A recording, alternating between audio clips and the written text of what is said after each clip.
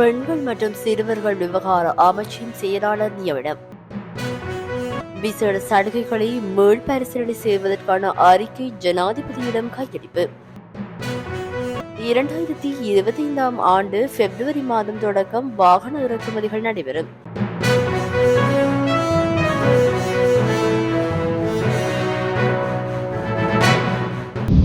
பெண்கள் மற்றும் சிறுவர்கள் விவகார அமைச்சின் செயலாளராக KDR ஒல்கா நியமிக்கப்பட்டுள்ளார். ஜனாதிபதி அனுரகுமார் திசாநாயக்கவினால் பெண்கள் மற்றும் சிறுவர் விவகார அமைச்சின் செயலாளராக KDR ஒல்கா நியமிக்கப்பட்டுள்ளார். இது தொடர்பான நியமன கடிதத்தை ஜனாதிபதியின் செயலாளர் கலாநிதி நந்திக சனத்குமார் நாயக்க நேற்று ஜனாதிபதி அலுவலகத்தில் KDR ஒல்காவிற்கு கையெழுத்துள்ளார்.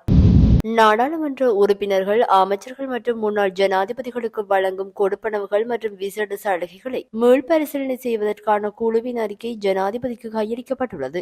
நாடாளுமன்ற உறுப்பினர்கள், அமைச்சர்கள் மற்றும் முன்னாள் ஜனாதிபதிகளுக்கு வழங்கப்பட்ட கொடுப்பனவுகள் மற்றும் விசேட சலுகைகளை மீள்பரிசீலனை செய்வது தொடர்பில் ஆராய்வதற்காக உச்ச நீதிமன்ற முன்னாள் நீதியரசர் KD சித்ரஸ்ரீ தலைமையில் நியமிக்கப்பட்ட குழுவின் அறிக்கை நேற்று ஜனாதிபதி அலுவலகத்தில் ஜனாதிபதி அனுரகுமார் திசாநாயக்கவிடம் கையளிக்கப்பட்டது. இந்த நிகழ்வில் பிரதமர் ஹரணி அமரசூரிய மற்றும் ஜனாதிபதியின் செயலாளர் கலாநிதி நந்திக சனத்குமார் நாயக்க ஆகியோர் கலந்து கொண்டுள்ளனர்.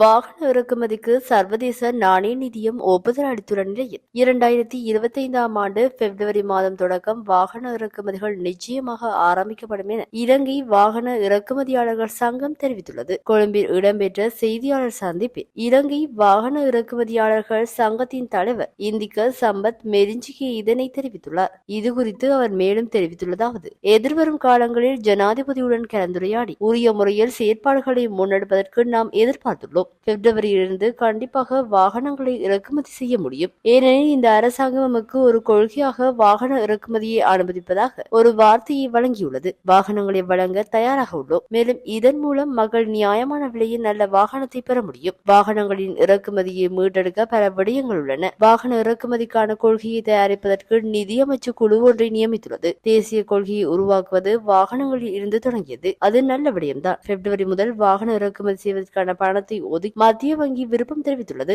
வாகனங்களை இறக்குமதி செய்வதற்கு சர்வதேச நாணய நிதியமும் ஒப்புதல் அளித்துள்ளதாக தெரிய வந்துள்ளது. அத்துடன் இலங்கை சுமார் 600 வாகன இறக்குமதியாளர்கள் 4 வருடங்களாக அனாதரவாக்கப்பட்டுள்ளனர். இவ்வாறு இந்திக்க சம்பத் தெரிவித்துள்ளார்.